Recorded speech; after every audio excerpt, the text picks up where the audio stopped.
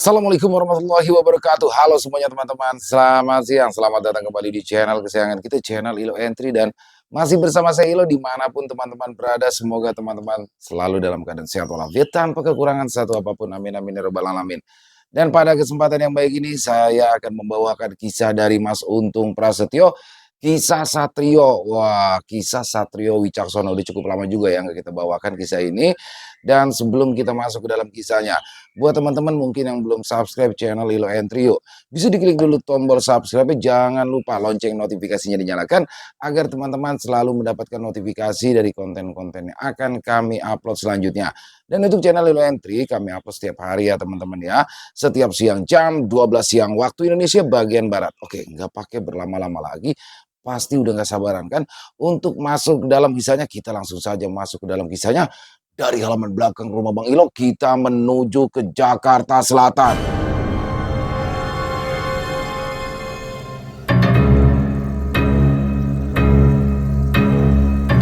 Sebuah pesan dari Raden Cokro Supeno. Kisah Satrio.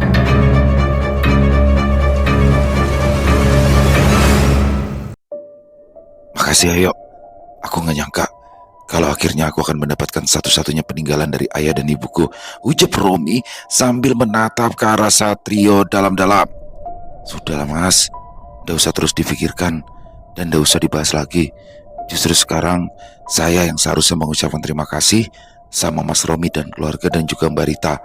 Karena sekarang saya sudah diberi tempat untuk tinggal sementara waktu, balas Satrio sambil tersenyum. Kamu itu bukan cuma jadi penolongku dan juga keluargaku, Yok, tapi kamu sudah memberi kami pengalaman yang sepertinya mustahil terjadi. Aku ngerasa hidup dalam film-film horor, Yok, ujar Romi sambil tersenyum. Aku gak pernah mengira jika aku akan melihat dan bertemu dengan arwah ayahku. Lalu aku juga gak nyangka kalau ternyata di dunia nyata ada orang yang wujudnya bisa berubah menjadi makhluk buas. Ibu Romi sambil membayangkan pertemuannya dengan mendiang ayahnya dan juga ketika sosok Burhan menyerangnya dengan wujud manusia harimau. Apalagi saya mas, saya juga tidak pernah ngira akan terlibat dalam hal-hal di luar nalar manusia seperti ini. Dan saya juga tidak pernah nyangka akan bisa melintasi dua dunia yang dulu hanya pernah saya dengar dalam cerita-cerita misteri atau kisah-kisah horor mas, balas Satrio sambil menyeruput teh hangat yang sudah dibuatkan oleh Rita.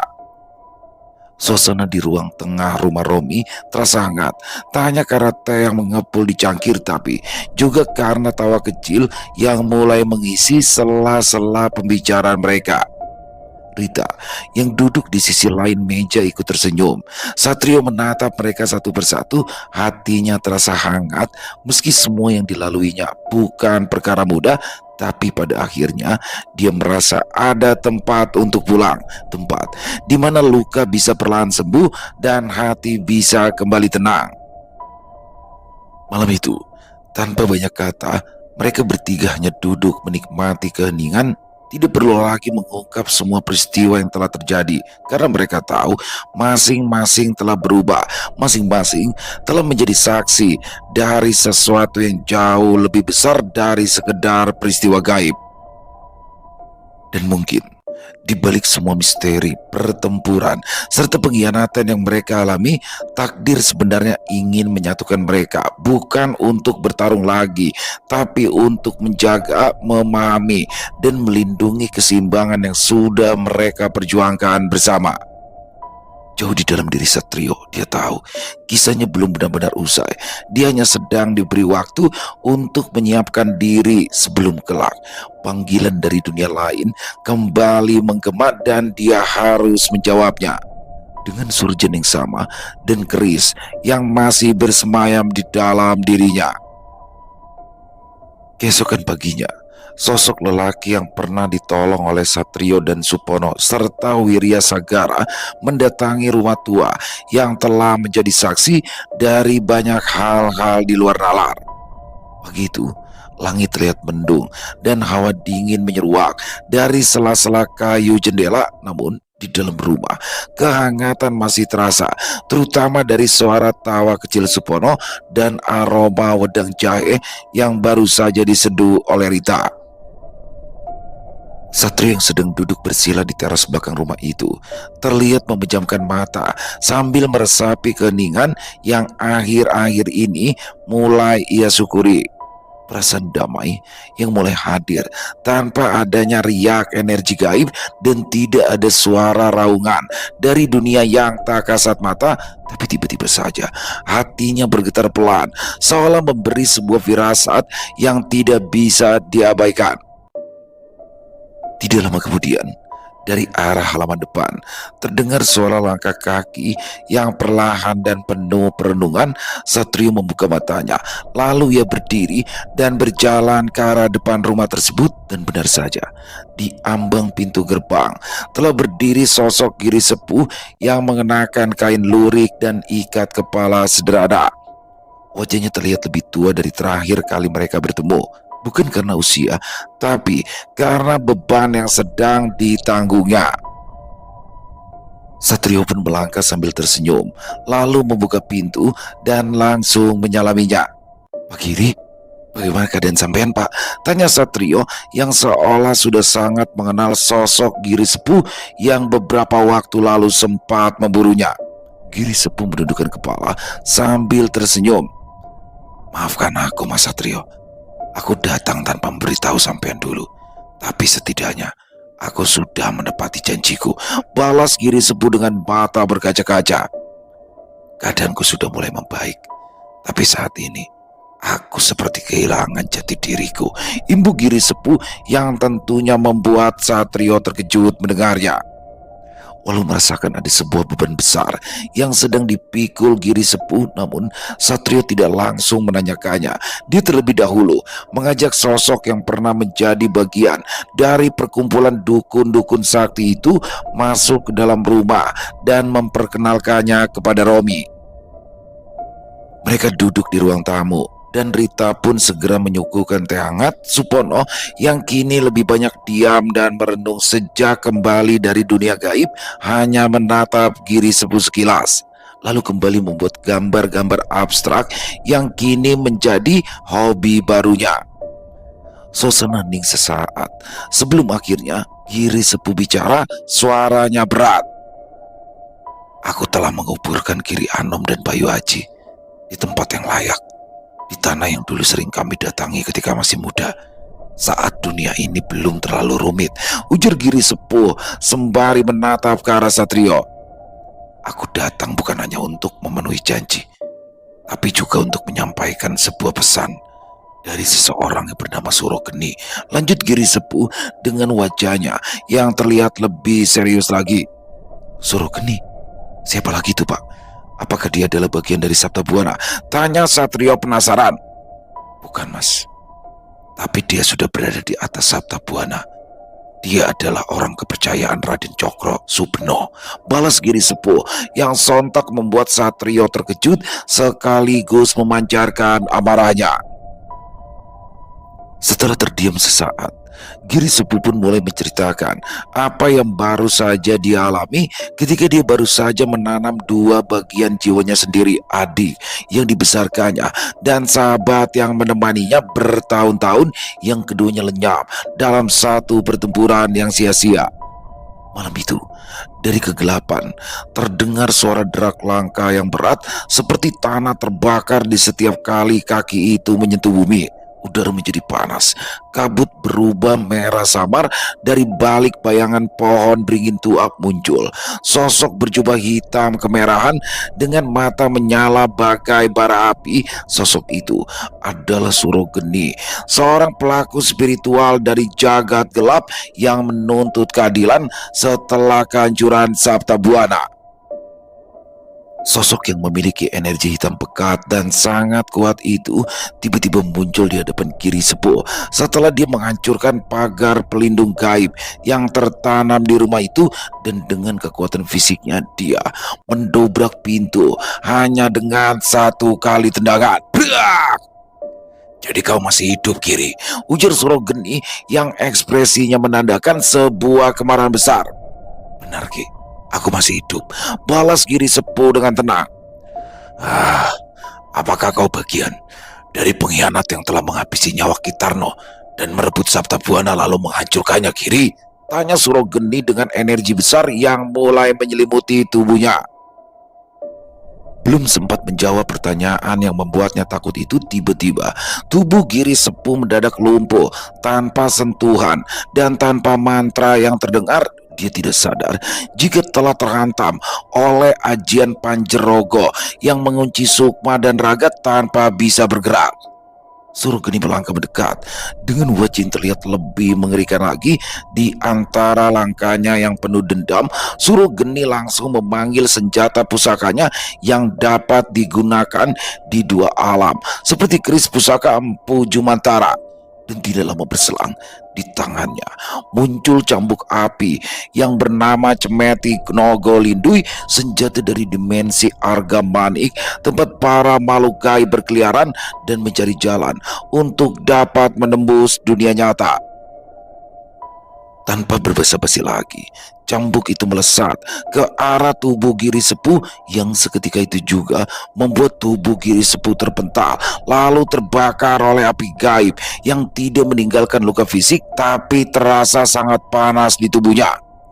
Siapa dalang di balik kematian Kitarno? Tanya Surogeni dengan suara parau namun penuh energi yang mendekat. Aku hanya membantu Abajaya, Ki. Balas Giri Sepuh tergagap sambil tubuhnya menggeliat akibat energi yang terasa membakar. Aku hanya pengikut Ki Suro, dan aku telah dihianatinya hingga aku kehilangan Giri Anom dan Bayu Aji. Ibu Giri Sepuh yang berusaha menjelaskan. Ceritakan semuanya, Giri Sepuh. Jika kau berkata jujur, maka aku akan membiarkanmu hidup, ucap Surogeni dengan tegas. Lanjutkan. Abajaya Keparat itu telah membohongiku, Ki Suro. Awalnya dia mengatakan jika akan menyelamatkan Sabta Buana dari sosok Kitarno yang telah memiliki banyak pengikut dan akan memisahkan diri dari Raden Cokro. Tapi nyatanya dialah yang ingin menguasai Sabta Buana dan mencoba untuk melawan Raden Cokro Sebenoki. Dengan tombak Karanggali miliknya itu, dia menjadikan Abajaya, Giri Anom dan Bayu Aji sebagai tumbal pusaka itu, termasuk aku juga, Ki Suro. Tapi saat itu Satrio bersama kedua makhluk gaibnya menyelamatkan aku dari kegilaan dan pengkhianatan Abajaya, ujar Giri Sepuh dengan jerit kesakitan yang akhirnya meledak di rumah yang berada di pinggiran kota tersebut. Baik, Giri Sepuh, aku tahu kau telah berkata jujur, maka dari itu kau akan aku ampuni. Tapi kau juga harus menyerahkan senjata pusakamu itu, balas Surogeni yang tentunya membuat Giri Sepuh sangat terpukul mendengarnya. Pusaka itu adalah benda warisan dari terah keluarga kami, Ki. Belum tentu kau dapat menggunakannya, ucap Giri Sepuh menjelaskan. Walau aku tidak bisa menggunakannya, tapi aku akan mendapatkan imbalan besar dari Raden Cokro Subeno. Sekarang katakan, di mana Koco Paisan itu berada, atau aku akan menghabisimu dan mengambilnya sendiri, balas Surogeni yang kembali melesatkan cambuk apinya ke arah tubuh Giri Sepuh. Jangan Ki, ambillah pusaka itu. Aku menyimpannya di ruangan tempat ritualku, ucap Giri Sepuh sambil menunjuk ke sebuah lorong yang ada di rumahnya. Surogeni melangkah pelan ke arah lorong yang ditunjukkan oleh Giri Sepuh. Setiap langkahnya menimbulkan hawa panas yang membuat dinding rumah itu mengelupas sedikit demi sedikit. Api halus yang membalut tubuhnya memancar lemah, namun cukup untuk membuat udara di sekelilingnya bergetar seolah menolak kehadirannya. Lorong itu gelap dan sempit, dipenuhi raja-raja kuno yang terukir di dinding dengan darah hewan kurban dan minyak wangi gaib. Aroma kemenyan dan bunga tujuh rupa masih menggantung pekat di udara, namun Surogeni tidak terpengaruh. Matanya yang menyala seperti bara terus menyusuri ruangan itu hingga akhirnya tiba di sebuah pintu kayu jati tua yang tertutup oleh kelambu hitam yang berlumur debu dan abu duba. Dengan gerakan tangan yang ringan namun penuh kuasa, dia membuka pintu tersebut. Di dalamnya terdapat sebuah meja pendek yang dilapisi kain mori putih yang sudah kecoklatan dimakan usia dan percikan darah. Di atas meja itu terbaring sebuah kotak kayu hitam bertatakan ukiran naga bersisik batu merah. Tanpa ragu, Surogeni mengangkat kotak tersebut. Dia merasakan hawa dingin menusuk telapak tangannya yang memberi sebuah pertanda bahwa pusaka yang tersimpan di dalamnya menyimpan kekuatan lawas dari jalur ilmu hitam dan putih sekaligus. Dia membuka kotak itu perlahan. Di dalamnya berbaring kocok paesan, sebentuk cermin bulat yang terbuat dari batu hitam dengan ukiran indah yang melambangkan simbol tertentu yang sekilas menyerupai mata tertutup. Pusaka itu diam, tapi denyutan energinya terasa seperti jantung yang berdetak di dalam tangan Surogeni. Surogeni memandangi pusaka itu dalam diam. Dia tahu dengan membawa cermin tersebut ke hadapan Raden Cokro Subeno, dia bisa menegosiasikan kekuatan atau imbalan yang sangat besar atau bahkan jabatan dalam tatanan baru Sabta Buana jika Cokro Subeno kembali menghidupkan perkumpulan para dukun sakti itu yang menjadi tameng dari sebuah perkumpulan besar yang juga dipimpinnya. Namun sebelum ia keluar dari ruangan itu, tiba-tiba saja cermin itu bergetar hebat yang menandakan jika energi milik Surogeni tidak sejalan dengan energi Kocopaesan itu sendiri. Tapi lelaki bertubuh kecil dengan rambut panjang yang dikuncir belakang itu tidak peduli. Dia tetap membawa benda yang sangat berharga itu. Malam ini adalah malam pengampunan bagimu, Giri Sepuh. Dan selain itu, aku masih akan memintamu untuk menemui bocah sialan itu. Sampaikan padanya jika aku mencarinya dan membawa benda pusakanya itu sebagai hadiah untuk Raden Cokro Subeno, ujar Surogeni dengan tegas. Setelah mengatakan itu, tanpa bicara lagi, ia melangkah keluar dari rumah Giri Sepuh. Malam kembali senyap, namun tidak damai. Satu babak telah selesai, namun babak baru tengah menanti, jauh lebih gelap, lebih dalam, dan lebih berbahaya. Giri Sepuh dengan tubuh tertatih menatap langit-langit rumahnya yang penuh bayangan. Dia tahu waktunya bersembunyi telah berakhir. Kini dia harus menebus kesalahannya dengan mengatakan semua yang ia ketahui tentang Cokro Subeno dan sebuah perkumpulan besar yang dipimpinnya sejak lama. Di sisi lain, di rumah Romi, perbincangan pun mulai terlihat lebih tegang dari sebelumnya. Angin yang berembus di pagi mendung itu terasa menusuk tulang meski jendela-jendela dalam keadaan tertutup rapat. Di sudut ruangan, Satrio duduk bersila sambil terus memperhatikan apa yang sedang diceritakan oleh Giri Sepuh. Namun sesekali dia memejamkan mata, mencoba menangkap getaran gaib yang terasa mulai merayap sejak beberapa saat yang lalu. Supone duduk tak jauh darinya, ikut merasakan getaran energi yang mulai datang. Sementara Romi terlihat mulai gelisah karena merasakan hawa mencekam yang perlahan mendekat dan membuat bulu kuduknya merebang. Yuk, kamu ngerasa nggak? Kok tiba-tiba udara di sini kayak makin berat ya? Ucap Romi dengan suara pelan. Satrio membuka mata, pandangannya tajam menatap ke arah pintu depan rumah yang tampak seperti bergetar samar. Aku bisa mengenali energi ini, Mas. Tapi aku tidak menyangka kalau mereka mampu menggunakan benda pusakaku itu dengan sangat baik. Meski mereka tidak mengetahui mantra yang diwariskan dari terah keluargaku, ucap Giri Sepuh yang ternyata mengenali energi yang datang. Apakah ini energi dari Kocopaesan itu ya, Pak? Tanya Satrio penasaran. Benar sekali, Mas. Walaupun tidak sempurna, tapi saat ini Surogeni sedang memantau kita dari benda pusaka tersebut. Lalu, apa dia dapat melihat dan mendengar apa yang kita bicarakan, Pak? Tanya Satrio dengan wajah tegang. Tidak, Mas.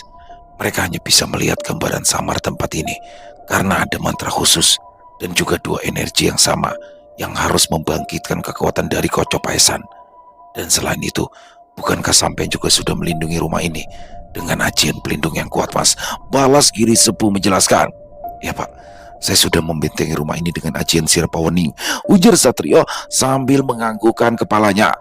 Loh, tapi kenapa masih ada energi yang bisa masuk ya, Mas? Saud Supono penasaran. Aku juga tidak tahu, Pon. Balas Satrio dengan wajah yang semakin tegang. Tidak apa mas, energi dari Kocopesan itu datang melalui tubuh saya. Sekarang saya baru sadar, ternyata Surogeni menggunakan mata saya untuk membuat gambaran itu tampak pada Kocopesan. Meskipun samar, ujar Giri Sepuh menjelaskan. Satrio menatap Giri Sepuh dengan raut wajah tercengang, menyadari bahwa bekas penyiksaan dan jejak kekuatan gaib yang melekat di tubuh lelaki tua itu masih menjadi celah bagi musuh untuk mengintip. Merasa perlu untuk menutup celah yang dapat dimanfaatkan oleh orang-orang dengan ilmu kesaktian tinggi itu, Satrio segera memejamkan kedua matanya dan merapatkan kedua telapak tangannya di depan dada. Setelah itu, dia pun mulai melantunkan mantra dari ajian Sirepawening untuk menyembunyikan jejak energi milik Giri Sepuh. Tidak lama setelah lantunan ajian itu menggema lembut di dalam ruangan, seluruh atmosfer rumah seperti bergetar halus. Cahaya temaram dari lampu gantung berkedip sebentar sebelum akhirnya stabil kembali. Sudah pak, sekarang aliran energi yang terhubung dengan tubuh sampean sudah tertutup. Tapi ini hanya sementara pak, ucap Satrio dengan suara dalam. Terima kasih mas, aku benar-benar merasa tidak berdaya saat ini.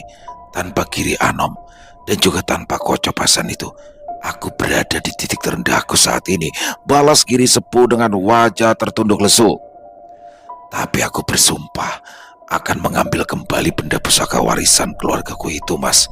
Walau harus hancur lebur di tangan Surogeni, tapi aku akan tetap mencari, imbu Giri Sepuh dengan wajah yang terlihat dipenuhi amarah. Semoga saja kami bisa membantu sampean pak, ucap Satrio sambil menatap ke arah Giri Sepuh dan juga Supono. Tapi sebelum itu, saya ingin tahu siapakah Cokro Subeno itu pak, imbu Satrio dengan wajahnya yang terlihat teduh. Giri Sepuh menghela nafas. Kalau mendengar pertanyaan dari Satrio itu, dia terlihat seperti sedang mempertimbangkan sesuatu yang sangat berat. Karena baginya, sosok Cokro Subeno adalah sosok yang sangat disegani di kalangan para pelaku spiritual dan pemilik ilmu-ilmu kesaktian dari aliran hitam. Aku hanya tahu sosok Raden Cokro Subeno dari cerita orang-orang yang memiliki kesaktian tinggi di atasku mas.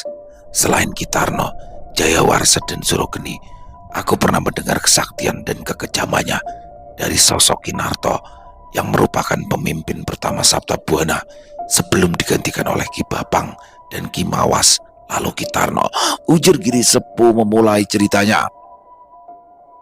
Giri Sepuh menegakkan tubuhnya sedikit dengan sorot mata yang perlahan berubah, bukan lagi sorot ketakutan, tapi seperti seseorang yang sedang menggali kenangan lama yang seharusnya sudah terkubur dalam-dalam.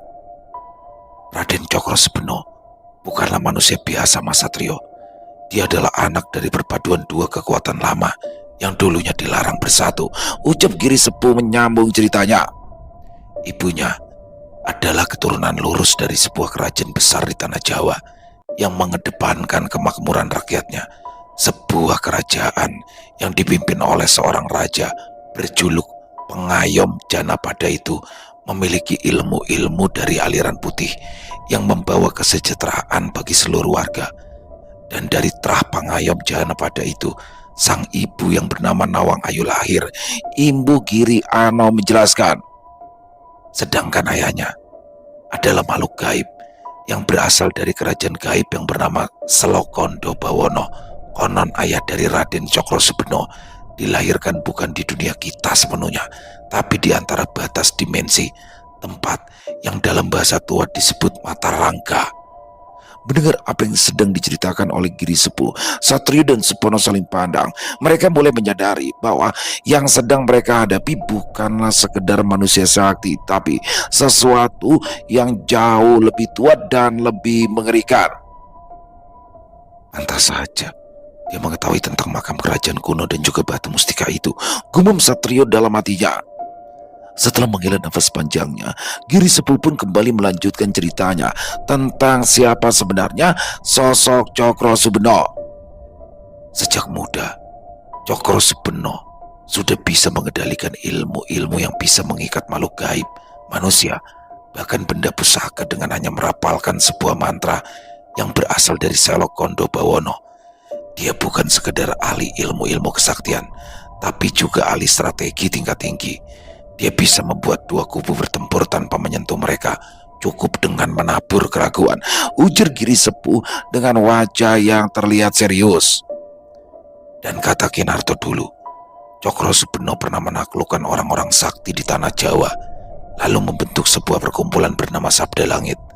Mereka bukan hanya terdiri dari manusia, tapi juga makhluk gaib yang sudah ia tundukkan. Imbu Giri Sepuh lagi. Lalu, mengapa dia membentuk Sabda Buana, Pak? Tanya Satrio penasaran. Setelah mendirikan Sabda Langit, Cokro Subeno tidak berhenti di situ saja, Mas. Dia tahu, jika dia terus bertarung di permukaan, cepat atau lambat, akan muncul orang-orang yang sakti, yang sepertinya bisa menggulingkannya. Maka dari itu, dia memilih jalan yang lebih licik dan lebih berbahaya. Balas Giri Sepuh lagi. Apa yang dia lakukan itu benar-benar telah merusak tatanan gaib. Dengan kekuatan dan kesaktiannya, Raden Cokro Subeno mulai mencari benda-benda mustika dan membuka gerbang-gerbang gaib yang telah lama terkunci. Dan setelah berhasil menemukan sebuah batu mustika yang bernama Nawaludira, kekuatannya bertambah besar dan juga mampu memerintah makhluk gaib yang memiliki kekuatan besar. Hanya dengan batu mustika tersebut, Imbu Giri Sepuh yang membuat wajah Satrio seketika berubah ketika dia mendengar sebuah batu mustika bernama Nawaludira disebutkan. Ternyata benar, dia adalah Cokro Subeno yang telah mencuri batu mustika di makam kerajaan kuno itu, dan dialah orang yang harus bertanggung jawab atas kematian Bapak, bisik Satrio dalam hatinya. Setelah suasana terasa hening sesaat, Giri Sepuh pun kembali melanjutkan ceritanya. Satu hal yang harus sampean ketahui adalah Cokro Subeno sedang menunggu sosok yang diramalkan akan menghentikan langkahnya untuk menuju keabadian, Mas. Maka dari itulah, saat dia memilih berada di belakang layar yang dimainkan di antara dua dunia ini, dan Sabda Buana, Jagat Tunggal, serta Karma Reksa yang berada di bawah Sabda Langit hanyalah tempat yang dijadikan tameng yang melindungi jati dirinya yang sebenarnya, ujar Giri Sepuh menjelaskan dengan sangat detail. Jadi, selain Sabda Buana, masih ada perkumpulan-perkumpulan lainnya, Pak? Tanya Satrio dengan wajah yang terlihat sangat antusias dengan apa yang telah disampaikan oleh Giri Sepuh. Benar, Mas. Setiap perkumpulan dipimpin oleh seseorang yang diberi kekuatan lain, yang ternyata adalah sesuatu yang mengikat dirinya dengan Sabda Tunggal, balas Giri Sepuh menjelaskan. Lalu, apa pekerjaan orang-orang dalam perkumpulan itu, Pak? Tanya Supono yang sedikit melebar dari topik pembicaraan. Kejahatan di dunia yang tak kasat mata, Mas, balas Giri Sepuh yang terasa menggantung dan membuat semua orang di ruangan itu merasa bingung. Maksudnya gimana ya, Pak? Kok saya nggak ngerti ya? Tanya Romi yang sedari tadi hanya ikut menyimak apa yang telah diceritakan oleh Giri Sepuh. Jadi begini, Mas, misalnya sampean jadi seorang dukun yang bisa membantu orang-orang yang ingin menyakiti atau bahkan menghabisi nyawa orang lain tanpa bukti. Nah, ketika sampean sedang mendapatkan pekerjaan untuk menghabisi nyawa seseorang dengan media santet misalnya, tapi orang yang menjadi korban ini mencari pengobatan melalui jalur yang sama dengan datang ke tempat ahli spiritual, maka disitulah pertarungan gaib dimulai. Sampean harus bertarung melawan dukun yang ingin mengobati orang yang menjadi target sampean itu, ujar Giri Sepuh menjelaskan. Dalam pertarungan gaib, tentunya seseorang harus memiliki kesaktian tinggi dan kekuatan besar, serta bala bantuan yang cukup untuk memenangkannya. Tapi, jika seorang dukun hanya memiliki kekuatan yang terbatas dan juga kesaktian yang tidak terlalu tinggi, serta bala bantuan dari makhluk perewangan yang tidak banyak, maka perkumpulan-perkumpulan seperti Sabda Buana lah yang akan membantunya. Jadi itulah tujuan dibuatnya Sabda Buana, yaitu membantu para anggotanya yang sedang bermasalah meskipun mereka berada di jalur yang salah, Imbu Giri Sepuh menjelaskan. Satrio, Supono dan Romi terdiam mendengar apa yang baru saja disampaikan oleh Giri Sepuh. Mereka tidak pernah menyangka jika di dunia ini ada perkumpulan semacam itu. Tanpa terasa, waktu pun terus berlalu seiring dengan dalamnya cerita yang dituturkan oleh Giri Sepuh, lelaki parubaya yang pernah menjadi bagian dari Sabta Buana itu menatap ketiganya lekat-lekat lalu melanjutkan dengan nada suara yang perlahan berubah menjadi berat dan bergetar. Masih banyak orang yang tidak tahu bahwa di balik keraguan manusia dan kesedihan, serta dendam dan juga keputusasaan, ada Sabta Buana yang bermain. Mereka tidak mengetuk dari depan, tapi mereka memerasuki celah-celah kehidupan kemudian menghancurkannya. Jadi mereka itu seperti sindikat tapi bergerak di dunia tak kasat mata ya Pak? Tanya Satrio dengan wajah yang terlihat tegang. Benar Mas, tapi lebih dari sekedar sindikat. Mereka ini seperti kerajaan bayangan, punya struktur, pangkat, wilayah kekuasaan, bahkan ada pengadilan dan hukuman bagi anggota yang membangkang. Dan di puncak semuanya, berdirilah sosok yang memiliki kesaktian tinggi dan pilih tanding. Dialah Raden Cokro Subeno, balas Giri Sepuh sambil menganggukkan kepalanya. Lalu, di manakah Cokro Subeno berada Pak? Tanya Satrio penasaran. Dia memiliki 3 buah rumah yang sangat besar, dengan tingkat keamanan yang sangat tinggi Mas. Selain dijaga oleh orang-orang yang ahli dalam ilmu bela diri, setiap rumah juga dijaga oleh makhluk-makhluk gaib yang tidak mudah untuk dikalahkan. Dan menurut saya sendiri, sangat mustahil untuk dapat menyerangnya secara langsung. Suasana pun kembali hening. Ketika Giri Sepuh menjawab pertanyaan dari Satrio, semua orang yang ada di rumah itu terdiam larut dalam pikiran mereka masing-masing. Romi yang hanya seorang biasa yang tidak memiliki kemampuan apapun merasa sangat janggal dengan apa yang telah dikatakan oleh Giri Sepuh. Namun walaupun begitu, dia tetap mempercayainya karena Romi sendiri pernah merasakan langsung berhadapan dengan sosok yang sangat mustahil ada di dunia nyata. Berbeda dengan Satrio dan juga Supono yang sudah terlibat langsung dalam pertempuran di dunia gaib, bagi mereka apa yang baru saja diceritakan oleh Giri Sepuh tentunya menambah pengetahuan mereka tentang hal itu. Apalagi bagi Satrio yang memiliki dendam dengan Cokro Subeno, tentunya itu adalah sebuah informasi yang sangat berharga. Suasana di dalam rumah itu menjadi semakin berat, seolah dinding-dinding menyerap setiap kata yang baru saja diucapkan oleh Giri Sepuh. Tak ada yang berbicara selama beberapa saat. Bahkan suara detik jam dinding pun terdengar jelas, menggambarkan betapa dalamnya pemikiran yang menghantui setiap orang di ruangan.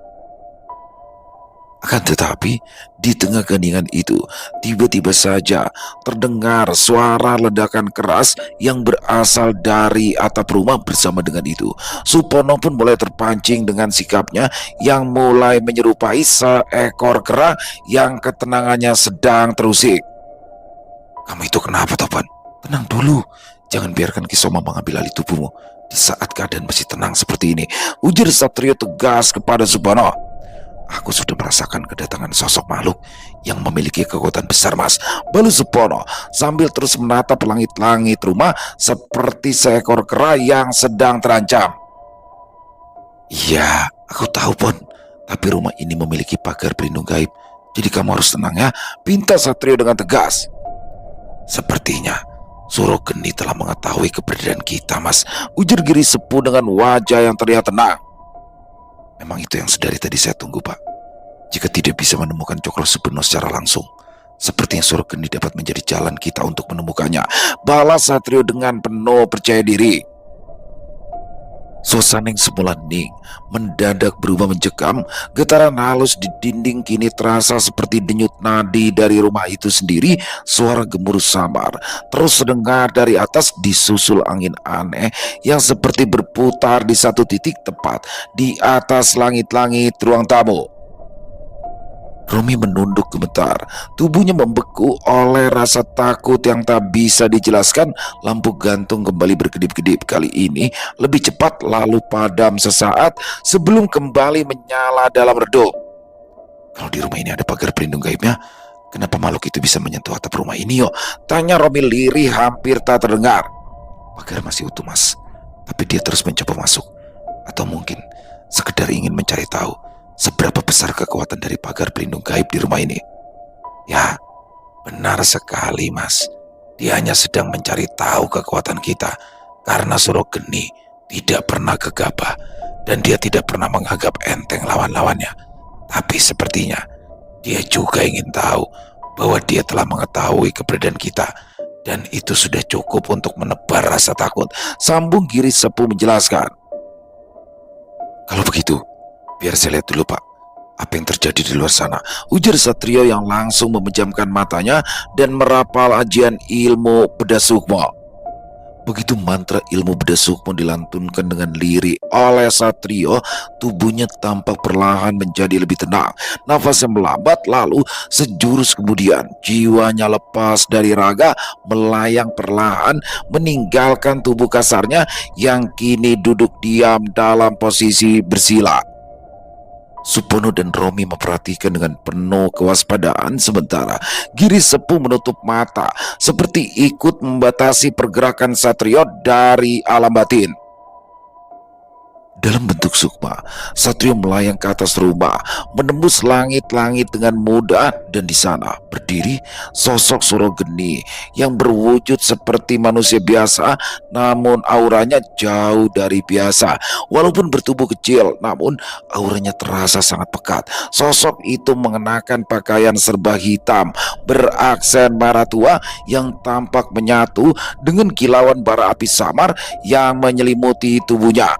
Api itu tidak membakar, tetapi terasa seperti berdenyut bersama setiap nafasnya, menciptakan gelombang energi panas yang menekan di udara sekitarnya. Wajahnya tenang, namun mata Surogeni bersinar seperti bara dalam tungku, merah menyala dan tajam menembus dimensi. Meski hujan turun perlahan, air yang menyentuh tubuhnya langsung menguap, menyisakan kepulan uap putih yang menari di sekitarnya.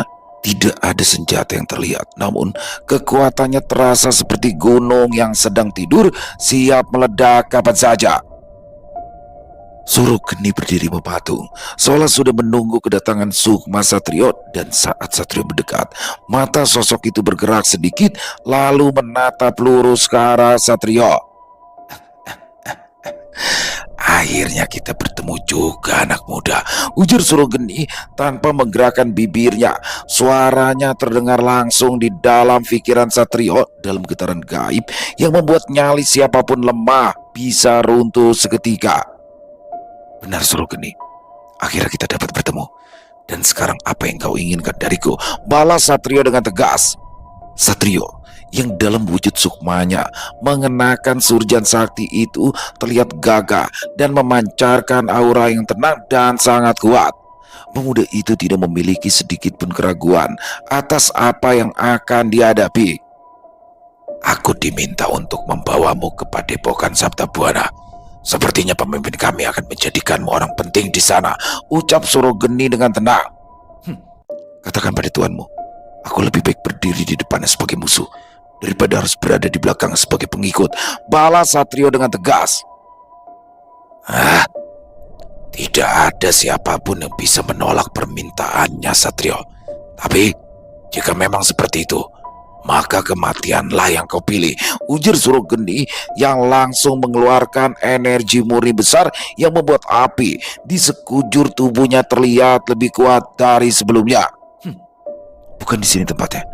Jika ingin bertarung Surogeni, balas Satrio yang juga mengeluarkan energi besar dari tubuhnya. Baiklah kalau begitu, aku menunggumu di puncak Gunung Merbabu.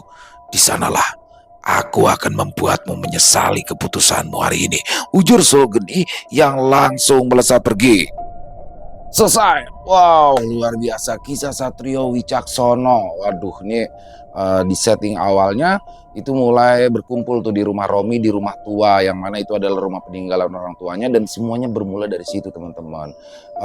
Satrio, perseteruan antara Satrio dengan perkumpulan dukun Sabta Buana itu bermula dari masalah rumah peninggalannya itu hingga sampai akhirnya di mana di sini Satrio kembali lagi dihadapkan nih dengan orang suruhan dari Raden Cokro Subeno, yaitu Surogeni. Waduh, namanya serem-serem banget ya, Cokro Subeno nih, Surogeni nih yang datang nih. Yang mana di sini sebenarnya Surogeni datang itu untuk mengajak Satrio bergabung ya, tapi di sini Satrio justru malah menantang, bukan menantang sih, dia malah pengen ketemu sama Cokro Subeno langsung, ingin memastikan tuh di situ ya, benarkah Cokro Subeno ini yang dimaksud oleh keluarganya atau bukan. Dan di sini terjadilah tantangan duel di puncak Gunung Merbabu. Wow, makin seru aja nih kisahnya ya. Dan apakah besok Satrio akan bisa menang melawan Surogeni di puncak Gunung Merbabu? Jangan sampai ketinggalan buat besok. Terima kasih kepada Mas Untung Prasetyo ya atas kisah Satrio Wicaksono yang luar biasa ini. Dan semoga kisah barusan bisa menghibur teman-teman semua, para pecinta penikmat horor misteri, lebih khususnya kepada para subscriber dari channel Ilo Entry. Dan buat teman-teman yang mungkin punya komentar lain, punya pendapat lain, bisa menuliskan di dalam kolom komentar ataupun hanya sekedar saling menyapa. Insya Allah kami akan menjawabnya satu persatu. Dan buat teman-teman yang suka dengan videonya, bisa diklik tombol like atau tombol jempolnya, boleh juga dibantu di share ya link videonya ini ke teman-teman yang lain agar juga ikut merasa terhibur. Dan kami juga ingin mengucapkan terima kasih ya kepada seluruh teman-teman yang sudah selalu setia hadir, yang sudah selalu mendukung kami, karena teman-temanlah kami selalu bersemangat berkarya di setiap harinya. Di akhir kata, saya Ilo mengucapkan permohonan maaf apabila mungkin dalam pembawaan kisahnya barusan ada kata-kata saya yang salah ataupun ada kata-kata saya mungkin yang kurang berkenan. Saya mohon dibukakan pintu maaf yang seluas-luasnya. Sampai berjumpa lagi di konten-konten kami selanjutnya, masih bersama saya Ilo di channel Ilo Entry. Salam sehat sukses selalu untuk kita semua. Wassalamualaikum warahmatullahi wabarakatuh.